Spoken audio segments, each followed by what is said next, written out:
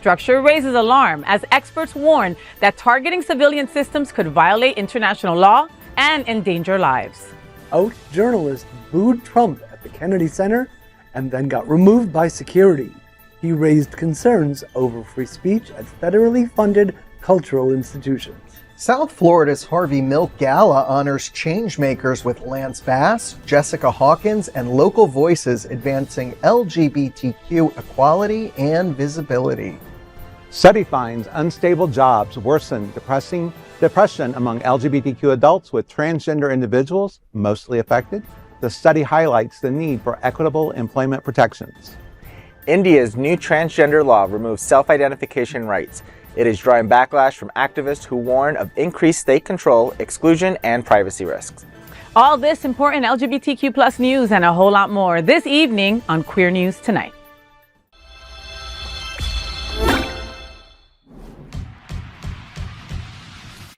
Welcome to Queer News Tonight. This is the world's first and only LGBTQ daily news television show, broadcasting live and available on demand on your favorite streaming channels.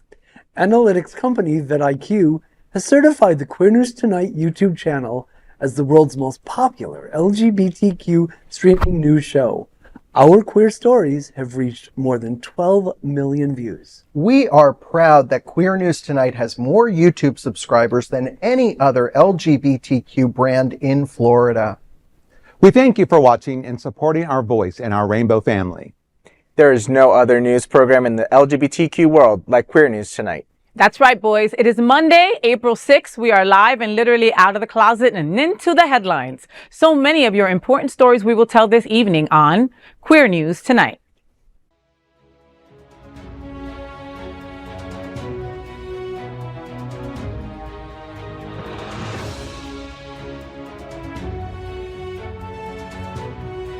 You're watching Queer News Tonight, the world's first daily LGBTQ evening news show. Welcome to the world's most important LGBTQ evening news show. Hotspots magazine, happening on a television network, is a nonprofit 501c3 media company in the same model as PBS and NPR, but created for the LGBTQ community. Our nonprofit mission is to support the 11 pillars of our community. We want to inform and educate the key issues of lesbian, trans, Latino, Black, healthcare, seniors, students, faith, justice, business, and queer culture. Help us support our diverse community. We are part of one of the largest LGBTQ non-profit media companies in America, Hotspots magazine and Happening Out Television Network. Our magazine is celebrating 41 years of the LGBTQ experience, and Queer News Tonight is celebrating our 5th anniversary with more than 14,000 LGBTQ television stories. We present South Florida's major LGBTQ events, including Pride Fort Lauderdale, Stonewall Pride, and Pride Fete. Our magazine, events, television news, talk, and entertainment shows support our mission to educate the LGBTQ and broader community. In 2026, more than 100 community leaders will sit at this very table and share their voice as our anchors. Together, we host this show to support the LGBTQ community. Let's meet this evening's anchors at Queer News Tonight. Let's welcome back to the table anchor Gregg Shapiro. He's an inductee into the Chicago LGBT Hall of Fame. Gregg is an entertainment journalist whose celebrity interviews and reviews run in a variety of regional LGBTQ publications and websites. Gregg, welcome back to the table. You got a book in your hand. What's going on? I do. Well, let me just say it's an honor and a privilege to sit at the table with these fabulous anchors. And I'm very excited that during National Poetry Month, April, gay poet Stephen Rains, who was appointed the first poet laureate of West Hollywood, and is a graduate of University of South Florida. He'll be reading from his new book, Outliving Michael, at Stonewall National Museum and Archives at 6 p.m. on April 12th. You can read my interview with Stephen about the book at outsfl.com. And so what makes Stephen so special? He's a really nice guy. He's a really good poet. His last few books have been about people who've passed from AIDS complications. And I think it's one of those things where it's still important to be reading about this and writing about it. And not forgetting about this. That's right. And he's taken on this task. Yeah. Good guy. Is he funny? You know, like Caridad is one of my favorite poets ever, you know? And like whenever she gets into poem, like face, like her face changes, she goes, yes.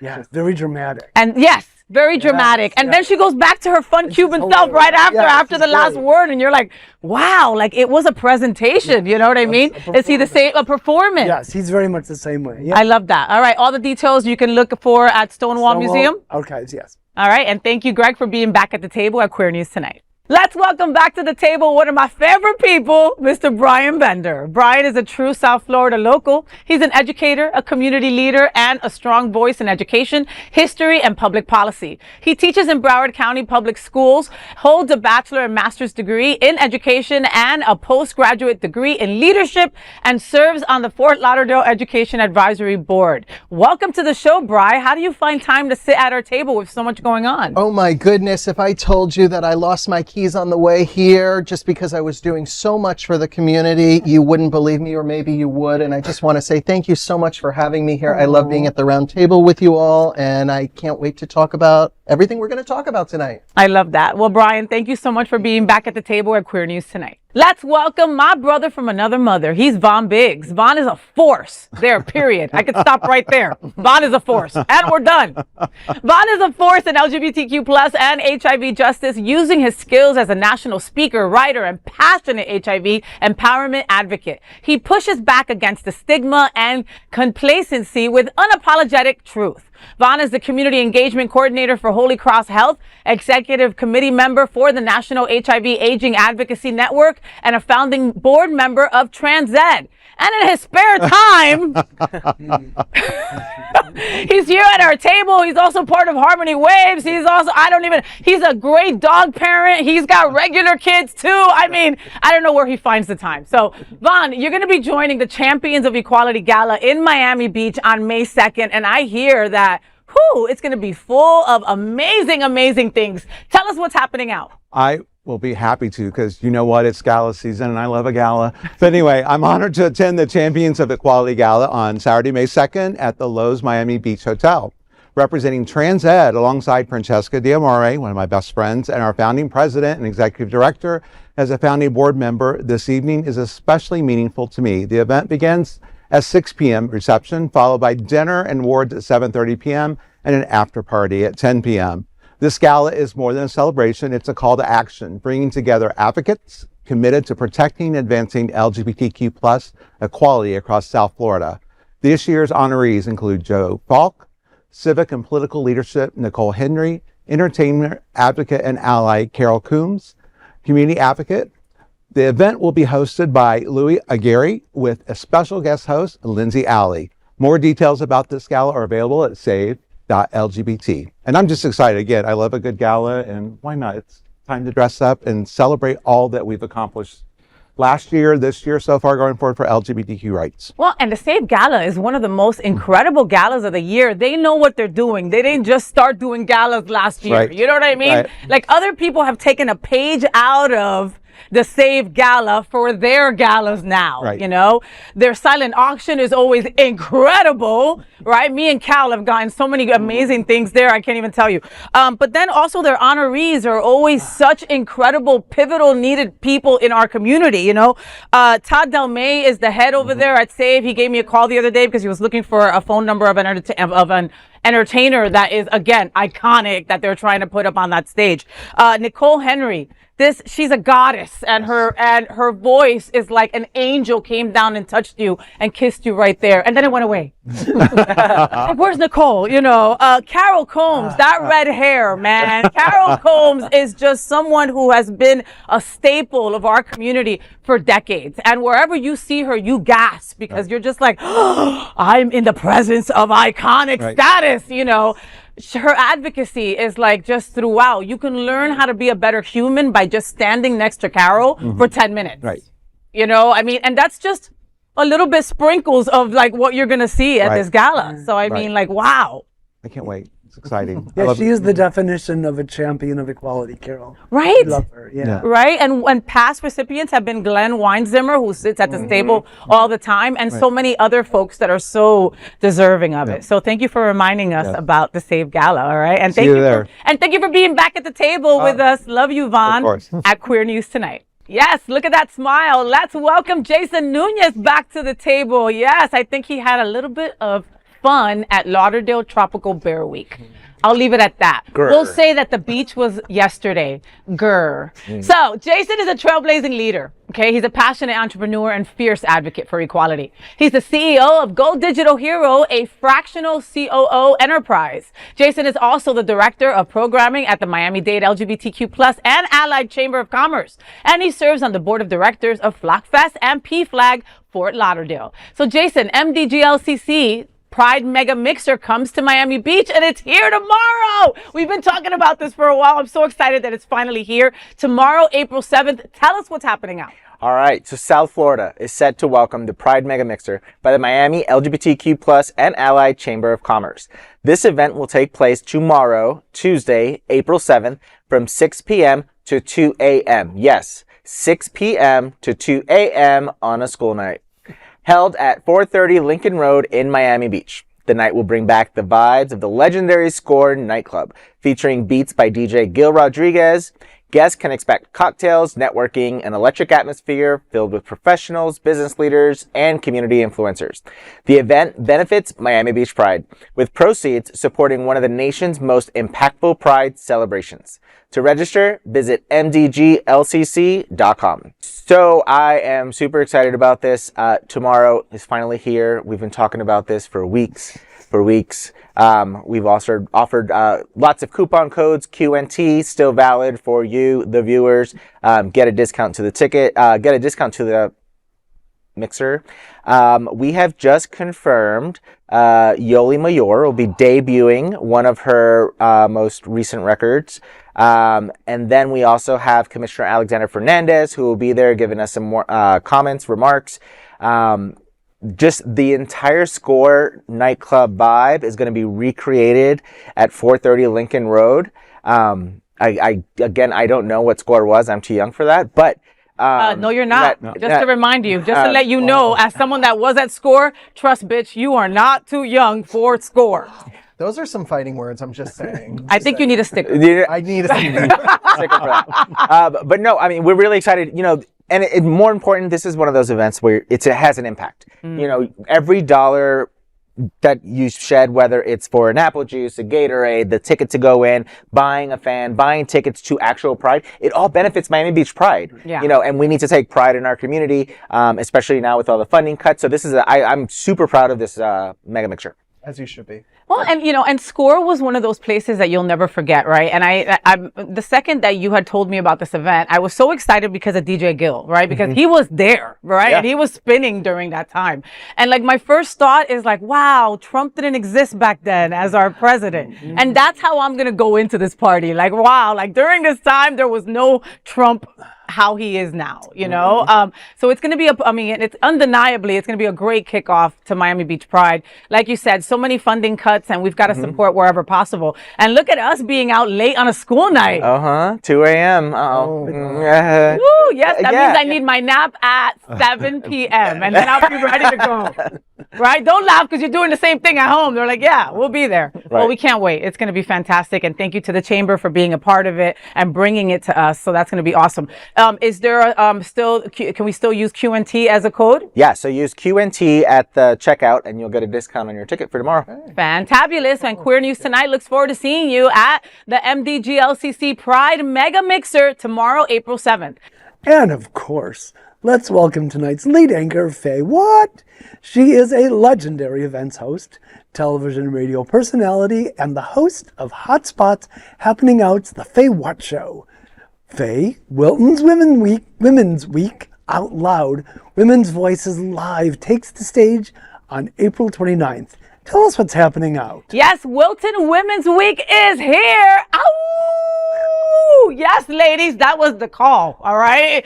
Out Loud Women's Voices Live takes center stage on April 29th from 7 to 9 at Sunshine Cathedral, all right? As part of Wilton Women's Week, hosted by Women with Pride. This powerful evening features comedian Irene Tu, musical performances by the Broward Women's Chorus, and spoken word by Lyrical Me. All led by host Kimmy B, blending comedy, music, and storytelling. The event celebrates women's voices in an uplifting, inclusive space. Join the community for a night of connection, creativity, and inspiration. For details and registration, visit wiltonwomensweek.org. org. Look, I've said it from this table in the past. We got to laugh. We need to laugh. Like, life is hard. And it's like, you sometimes wake up with such a positive outlook and then you make the mistake of doom scrolling or turning on the TV and seeing the news. And all of a sudden you feel attacked. You feel like you're not enough. And that's why Wilton Women's Weeks, that's why Women with Pride, that's why any Pride event is so important, because together we feel the strength of community. Together we feel like you can't touch us, right? You can't get to us. And with laughter, they say that's the best medicine, right? Because it freaking is, It is. There's so many sad things in this world, a chuckle. And it's like the stuff that only we can make fun of, right? Like, like we're in community, only we can make fun of our community. That's right. And it's like, that's what I want to feel. And so Wilton Women's Week is here. It's going to be from April 24th through May 3rd. And it's going to be a whole week filled with so many wonderful things to do. So make sure that you go and check out Wilton Women's Week online to see what they're doing and which event speaks to you, because there's something out there for everyone. It's not just for women. Please know that. Yeah, one of the things that I liked about last year, and they're bringing it back this year, is the women's marketplace. Being part of the chamber, to see so many women entrepreneurs, and women business owners, and the way that they connect would really represent our community at that top tier CEO level business founder, and then. Diane Papafotis, shout out to her. Hi, Diane. She's from Skirt. She does. I don't know how she sleeps. I don't know if she sleeps at all. I don't think her and Lali don't sleep. No. That's what I hear. At a certain level, you don't need sleep. You don't need sleep. You have life force inside. You're such a perfect being that you don't even have to sleep anymore. Like, that's like beneath them. You know what I mean? Like, they're like, sleep, please. And she has a superpower. Like last year, she brought in. This was a destination event for many women. Pensacola, Southern Alabama. I think she said there a few folks came in from Atlanta, Georgia, Charlotte, North Carolina, just for Wilton's Women's Week. For the first Wilton Women's Week. Yes. Okay, understand that. Yeah. And again, Wilton is known for the boys, right? Yep. So the fact that these women came knowing, like, they're like, hey, it's for everybody. What a wonderful thing to know. It's better here. That's what we always say in Wilton, because it is, and it is, and it's better for everyone under the LGBTQ plus umbrella. Yeah, and our women need to be represented, and this is definitely one of those events. Brava Wilton Women's Week. Queer News Tonight looks forward to seeing you at the Wilton Women's Week Out Loud Women's Voices Live on April 29th. I'm FayWhat, and let's queer up politics. Trump's post raises war crime concerns over threats to target civilian infrastructure in Iran. A social media post by President Donald Trump on Easter Sunday is drawing sharp scrutiny from legal experts and national security observers, after he appeared to threaten attacks on infrastructure in Iran. Posting on Truth Social, Trump wrote, quote, "Tuesday will be Power Plant Day and Bridge Day, all wrapped up in one in Iran. There will be nothing like it. Open the fucking strait, you crazy bastards, or you'll be living in hell. Just watch. Praise be to Allah," end quote. The remarks followed a high-risk U.S. military incident in Iran, where a U.S. F-15 fighter jet was shot down over Iranian territory, with the pilot rescued nearly 48 hours later. Experts say Trump's references to power plants and bridges suggest potential targeting of civilian infrastructure. Under the Geneva Conventions, deliberately striking civilian systems not used for military purposes is considered a war crime. Such infrastructure supports hospitals, evacuation routes, and access to clean water, making their destruction especially dangerous for civilian populations. The post also referenced the Strait of Hormuz, a critical global oil route. Iran has closed the passage in recent weeks following U.S. and Israeli strikes, contributing to rising oil prices. And analysts and experts are considering Trump's statement. Speaking on MS Now, legal analyst Ankush Kadori said, quote, "We have the president of the United States basically declaring its intent to commit war crimes," end quote. The White House has not responded to requests for comment from the media. Wow. When your Easter message sounds less like he has risen and more like bridges are falling, we've got a freaking problem. Foreign policy should not sound like a drunk group chat at 2 a.m. Okay. This isn't reality TV. This is real reality, you know? And with that, you know, we've got someone on the table who is ex-military, who had to serve under Don't Ask, Don't Tell, who, you know, worked closely with the Pentagon. How does this wash over you, Jason? So when you were reading that, I initially was going to ask like the question, like, what episode of South Park was this? Because this is like some shit unheard of. So I was in the military 23 years, and I was covered by the Geneva Convention. As a religious institution, it's one of those safe spaces that you can't bomb, you can't attack, you can't become a prisoner of war, because the global laws of engagement, the global laws of war are set for a reason. Bridges, infrastructure, that is the part of the humanitarian aid that's going to happen pre, during, and post-war. To deliberately target, that is basically like blowing up a school. Like there's no real positive reason, there's no justified reason to bomb infrastructure. You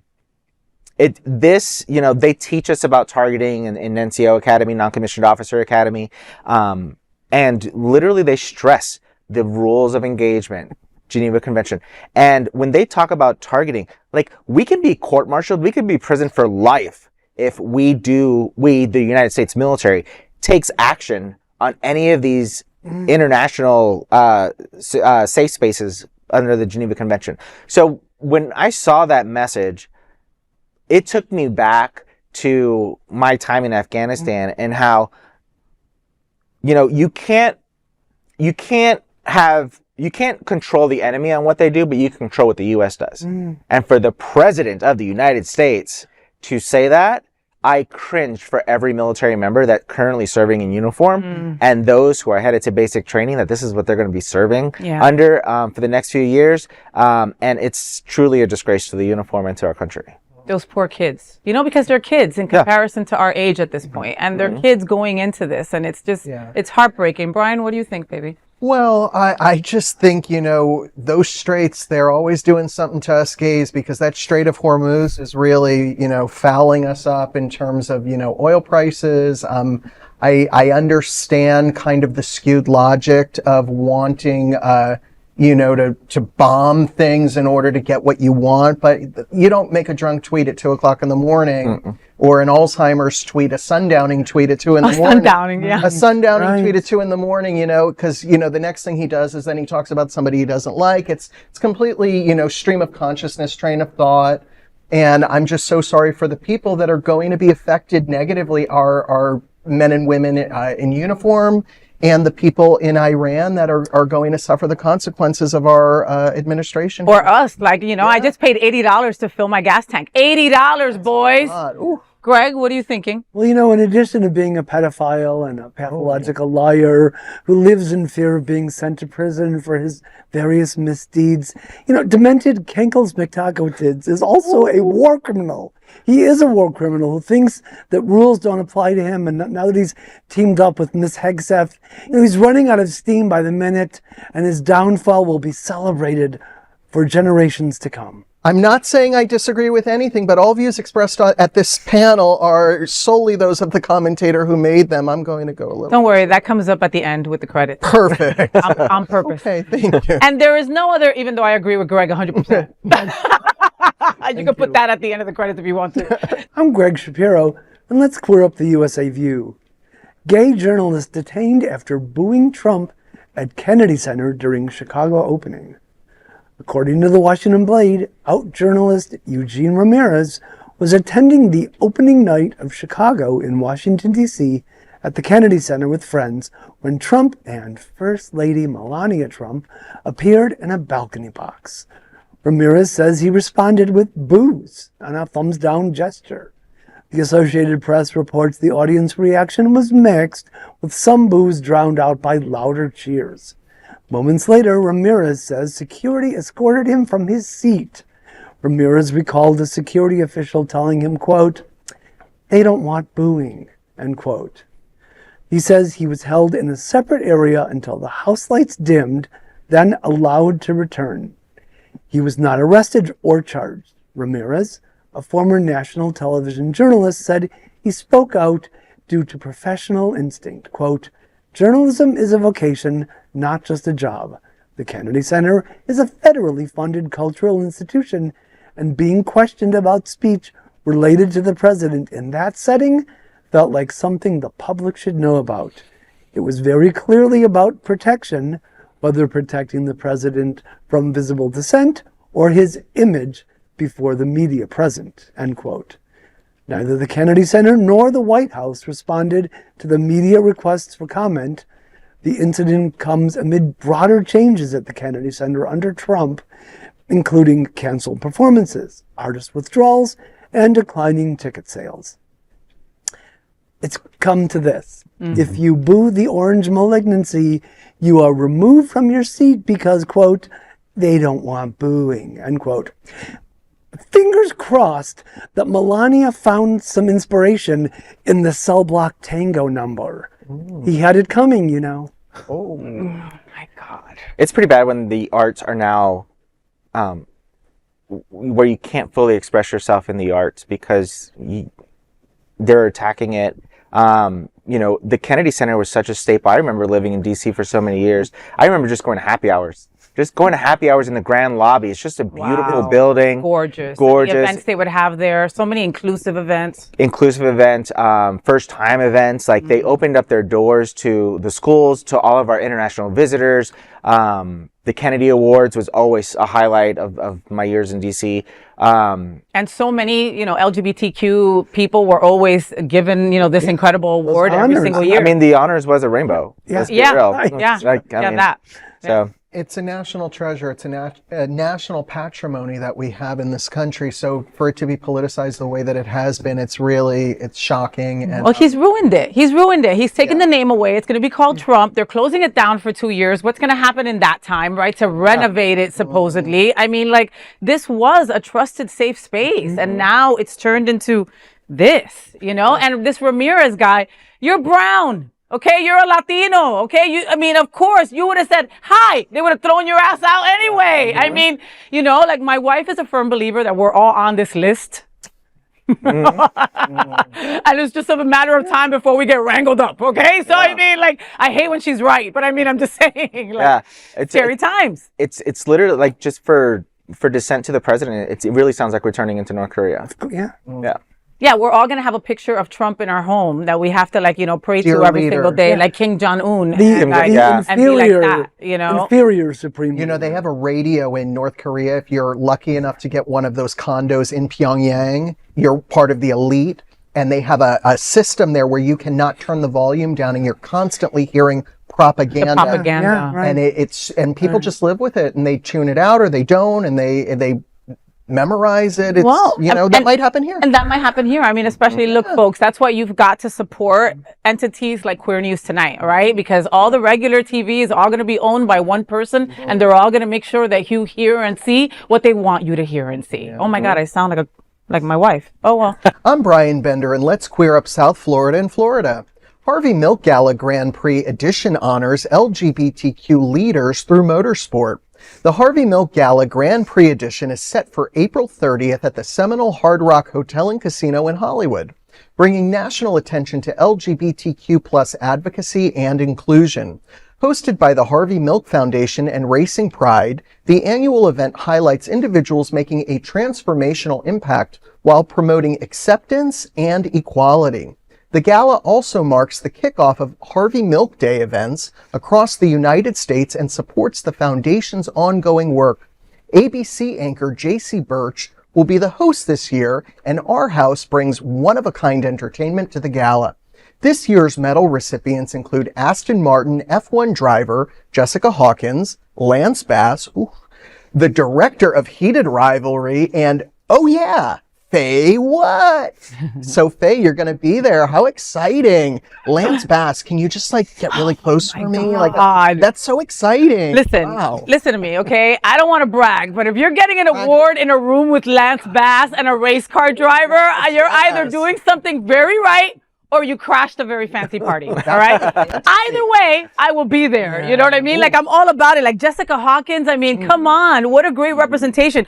And also the director of Heated Rivalry. I mean, like, I just saw him do his speech for the GLAAD Media Awards, and he was just so perfect and so loving and just so centered. And I loved every moment of it. So I can't wait to talk to him and ask him about the cottage and ask him about all that, you know? Well, I hope you post a lot because I want to live vicariously through you, especially for that event. No, seriously, because it seems like such a great time, and I'm so excited. Listen, I remember seeing Milk. Do you guys remember seeing with Sean Penn, right? And that was before I lived in San Francisco, right? When you live in San Francisco, you feel him there, and there's still so many events that, you know, cater to remembering the history and stuff like that, right?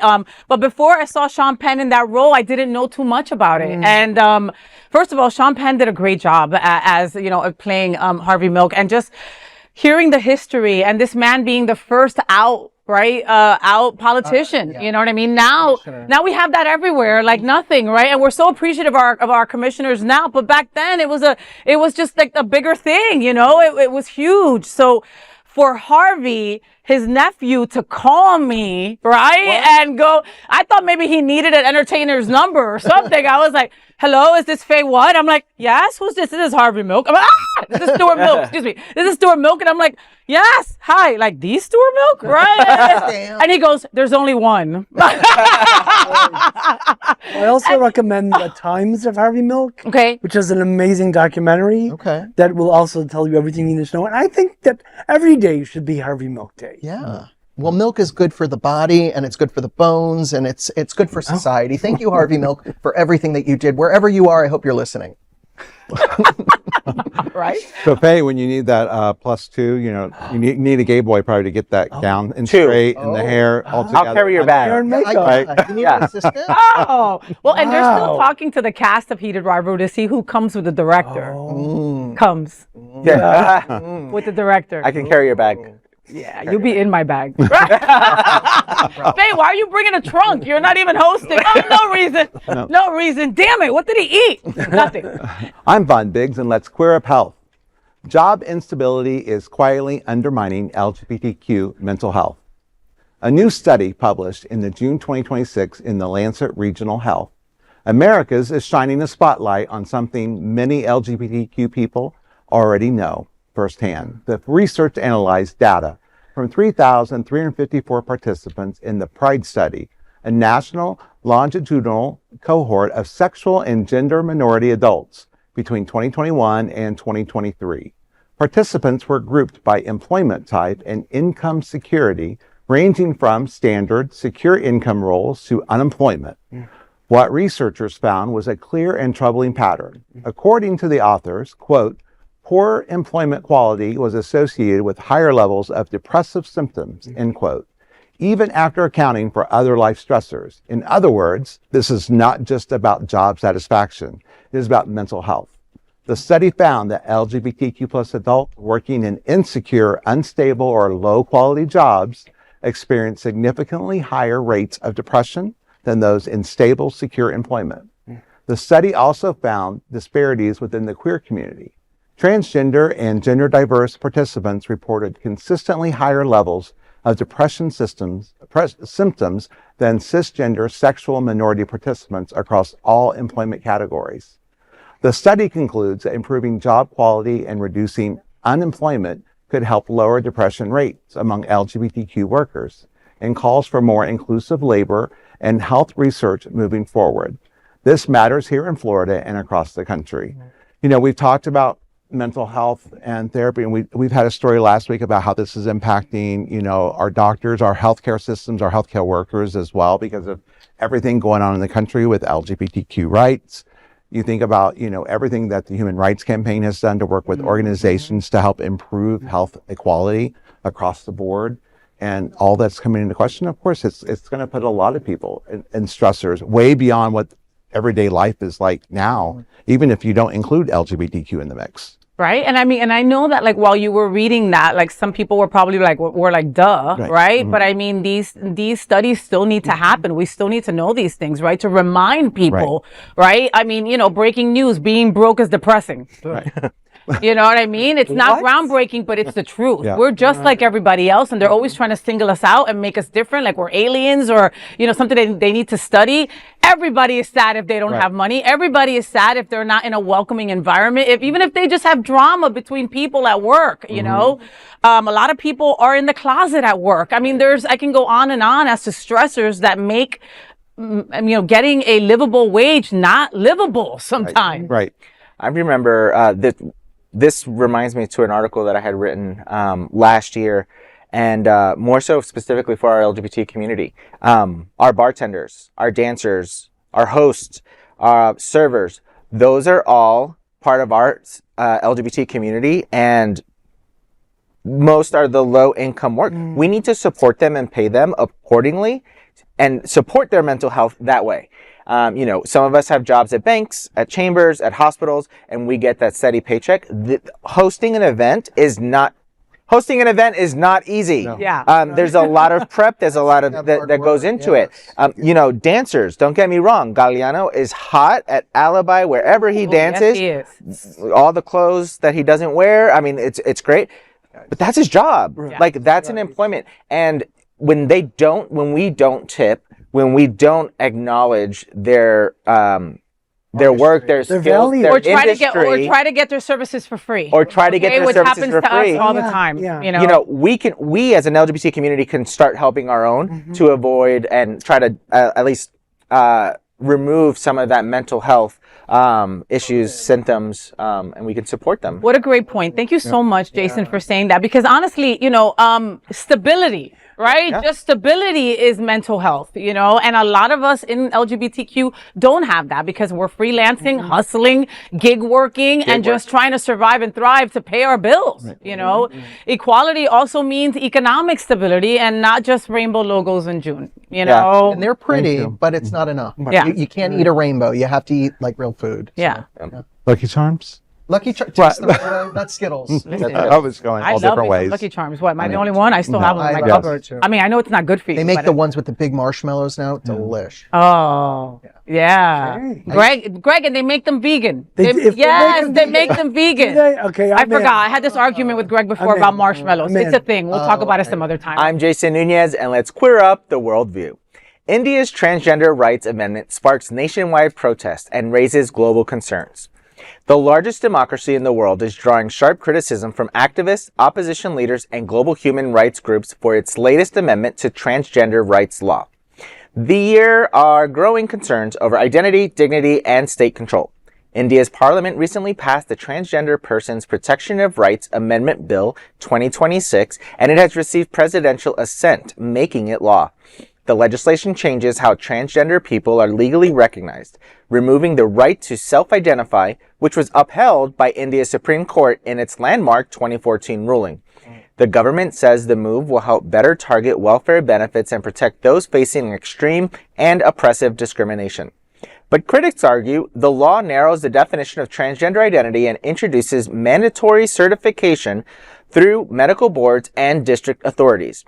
Activists warn this could exclude many, including non-binary and gender-fluid individuals, while increasing bureaucracy and surveillance. Trans activists and the first transgender person from the Asia-Pacific region to address the UN General Assembly, Lakshmi Narayan Tripathi, has challenged the constitutional validity of the act for disregarding trans identity as a, quote, authentic human identity freely chosen, end quote.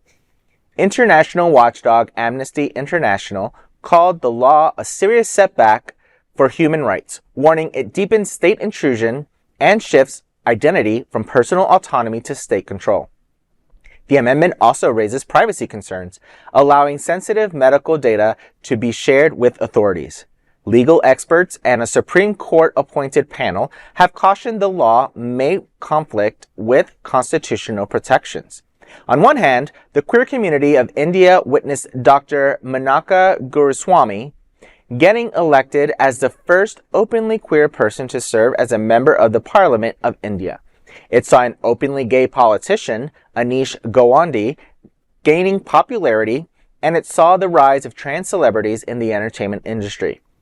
Where the Indian society seems to be taking steps toward inclusivity and acceptance, the country's parliament has passed a discriminatory bill despite clear objections from a Supreme Court appointed committee.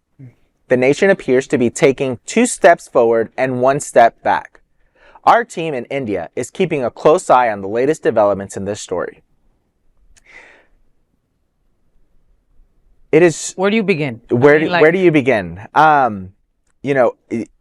2 steps forward, 1 step back. It's so regressive. Like, and to try and overrule something that has already been precedent. Oh wait, that's everything in the U.S. lately. 2014. 12 years, right? Why are you going to resurface something like that? I mean, just for it to be so negative. Like, if you're going to resurface, enhance it.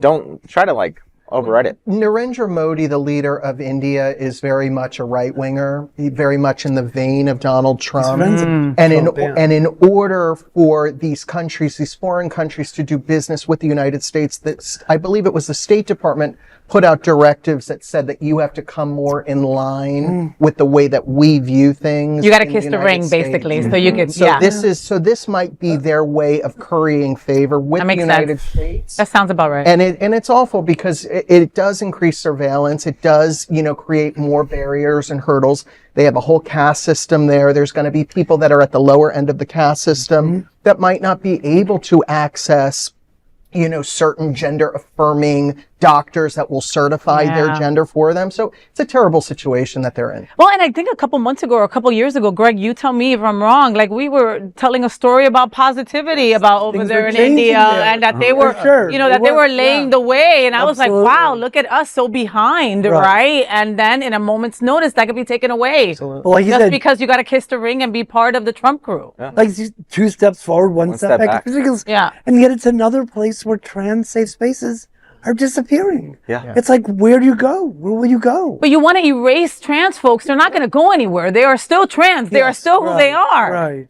No matter what. Again, the boldest and most courageous people you will ever meet, that's not going to stop them from being who they are. And it don't matter what country they're in. That's just something that burns inside them. I will be who I am and you will not stop me. You can't say you support people while also requiring a government committee to approve their identity. That doesn't make any sense to me.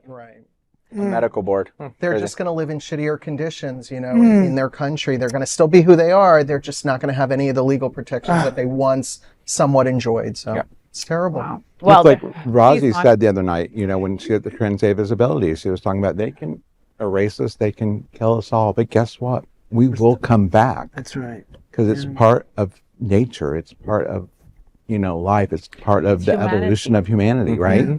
LGBTQ 1 Minute News, let's queer up gay culture. Hotspots magazine adores the dogs in the best way possible.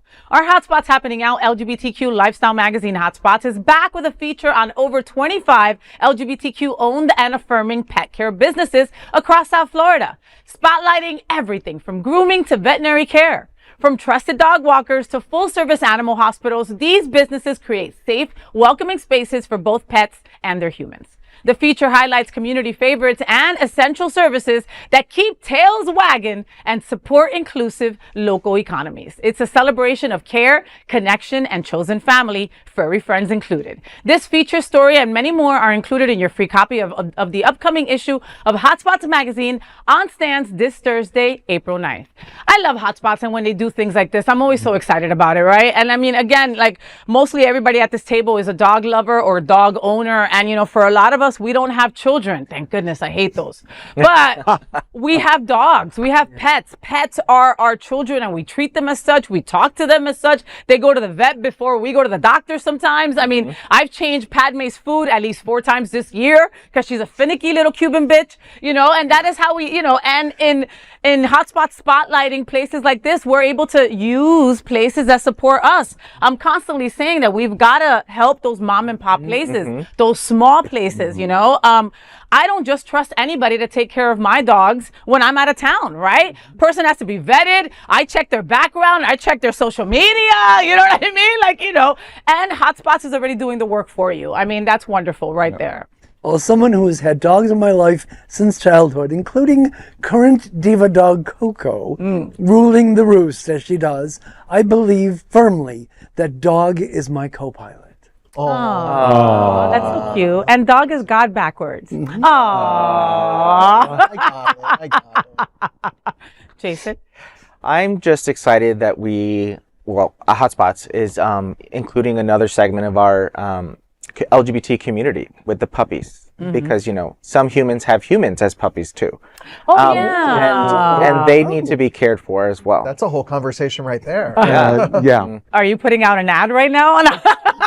Situation wanted. I'm looking for a puppy. LGBTQ 1 Minute News. Let's clear up sports. The World Professional Billiards and Snooker Association bans trans women from women's tournaments. Snooker's global governing body now states that only players born biologically female may participate in women's events. The organization said it considers snooker a gender-affected activity under the Equality Act 2010. In a statement, WPBSA said, quote, "Our position has always been that the policy would be subject to immediate review," end quote, adding that recent cases and research have changed the landscape. It says that all players remain eligible for open tournaments, but only biological females can compete in women's tournaments. The move follows Harriet Haynes' failed discrimination case against the English Blackball Pool Federation. I have found a new sport to loathe. Thank you to snooker and its global governing body. Thank you. You done it. Do we know what snooker, listen, I'm an 8-ball girl. I love to play pool, but I've never heard of the snooker thing. Can somebody tell me what it is? It's like, isn't it like British billiards or something? I know it's in Britain for sure because I watched a comedy routine once where they kept getting the name wrong, but I don't know much about it other than the guy was ready to fight when he kept saying, but it's pool, it's snooker, so... Is that the one with the little pylons that you have to... I don't know. Oh. Yeah. No. What are pylons? Or whatever. The point of the story is, Right. that they're making, this is bullshit. I mean, let's be real. It's like saying that you need to be a certain gender to play chess. I mean, it's not something that you are using your body weight or, you know what I mean? Anything that will make you superior. I have kicked many guys' asses. I believe you have. At a pool table with no remorse and walked away happy as hell. I have my own stick. Ooh. It's got my name on it. It's super cute. You know what I mean? And again, that does nothing to do with your gender. Does nothing. You either know how to play or you don't. Right. You know what I mean? So I mean, again, another place where they're trying to erase our trans family members. LGBTQ 1 Minute News. Let's queer up gay culture. Off Campus brings hockey romance heat as LGBTQ viewers eye new heartthrob-filled series. The upcoming Prime Video series Off Campus is generating buzz ahead of its May 13th release, blending college romance with the growing popularity of hockey-themed storytelling. Adapted from L. Kennedy's best-selling book series, the show follows an interconnected format, with each season focusing on a different couple, similar to Bridgerton. Season 1 stars Belmont Camelli as a hockey player who develops a relationship with his tutor. The storyline also includes a fake dating twist. Despite not yet premiering, Off Campus has already secured a second season, with a cast including Steve Howey, Stephen Kalin, Jalen Thomas Brooks, and Kobe Clark. The series is building early buzz among queer viewers. You know, I was just trying to tell you guys about that, and I was seeing what our viewers are seeing, and that was pretty sultry. So if it's anything like what I just saw from the monitor, I'll be catching that myself. Anybody else? It looked like a bunch of straight people. I don't know. What the hell? I don't know. Where did you get me? I'm not watching that shit. I don't, no interest in watching straight people. That's the real world. F that. That's why Heated Rivalry was so freaking popular and still is, okay? I don't even like hockey, okay? And they are milking this Heated Rivalry for all it's got. Everyone's coming out. I play hockey. No, you don't, bitch. I'll sit this one out in the penalty box. Ooh, I made a sports ball reference. Wow, I wasn't expecting that. LGBTQ 1 Minute News. Let's queer up health. New study links anti-LGBTQ plus policies to rising anxiety, stress, and mental health strain nationwide. New research published in January 2026 is highlighting how laws targeting LGBTQIA+ communities are affecting mental health beyond the legislative chambers. In a qualitative study published by JAMA Network Open, it was found that queer adults across the United States perceive recent policies targeting their rights as harmful to mental health. Researchers interviewed 61 adults in states that proposed or enacted measures such as gender-affirming care restrictions, sports bans, and limits on LGBTQ+ discussions in schools. Participants described 3 key impacts: chronic worry and hypervigilance, social isolation, and feelings of hopelessness and powerlessness. Many also reported strained relationships and community disconnection. The study found these effects are more severe for transgender and non-binary people, youth, and those in marginalized and rural communities. You know, it just goes without saying, we've all got to stick together.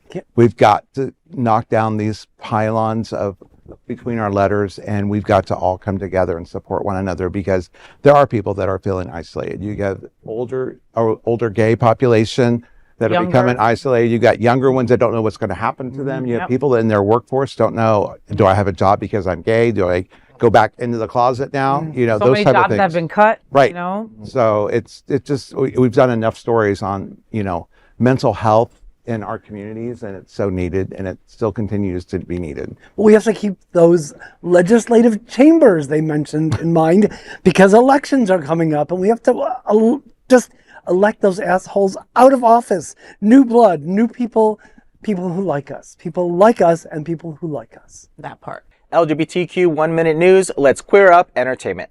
Ethel Cain's nude photos spark online trans debate. Transgender singer Ethel Cain is drawing both praise and criticism after posting semi-nude photos on Instagram. Cain, who came out as transgender at 20, shared a carousel shot by photographer Dolly Kiarn. 2 images show her in a corset with her lower body exposed. Posted a day after Trans Day of Visibility, the images present a soft, feminine aesthetic rather than overt sexuality. Additional photos feature Cain in the same corset, paired with white shorts. Instagram placed a sensitive content warning on the post, but has not removed it. Cain's Instagram has received strong support too. Elon Musk's Twitter, however, has seen a wave of transphobic commentary. Well, this is one of those things where you have a platform, it could go either way, and what you put on the internet is going to stay everywhere on the internet. That's why artists need to protect and be careful with their images. It's that simple. Well, speaking of things that last forever, the only Ethel I have ever been aware of is Ethel Mertz from I Love Lucy, and I don't think she would have done that. I mean, bravo to this Ethel person who did that. It was very tastefully done, but there was a lot of parts showing. These are today's headlines from Queer News Tonight. Our anchors represent the best of our LGBTQ family. If our community is important to you, share this news with your friends and family. Don't forget to join the conversation on your favorite streaming platform. Queer News Tonight is the only live LGBTQ digital television show in the world that is out of the closet and into the headlines. We need your support. If our community is to grow and then thrive, we must tell our stories and bring them to the attention of the broader world. This is the only place in the world that tells these types of LGBTQ stories in motion and sound. That is the passion of Hotspots magazine, Happening Out Television Network, and Queer News Tonight. I'm your lead anchor, FayWhat, and I thank you for joining us on behalf of my fellow LGBTQ anchors here at Queer News Tonight, including Gregg Shapiro, Brian Bender, Von Biggs, and Jason Nunez. We'll see you daily at 8 p.m. To our LGBTQ+ world, we wish you a good night. Bye.